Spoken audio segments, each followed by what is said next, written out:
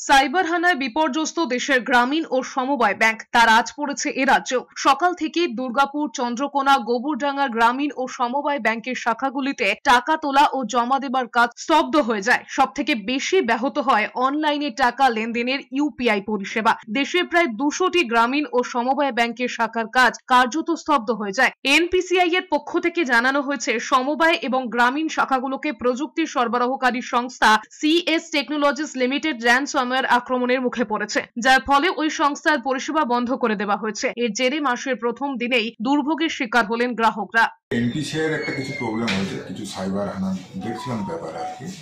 তাতে আমাদের যে ধরনের কাস্টমারকে নিয়ে আমরা কাজ করি, তাতে হচ্ছে কৃষকের সংখ্যা বা দরিদ্র মানুষের সংখ্যাই বেশি।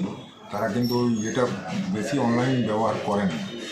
তার মধ্যেও কিছু কিছু শিক্ষিত মানুষ আছেন বা চাকুরিজীবী আছেন যারা অনলাইন পরিষেবাটা নেন।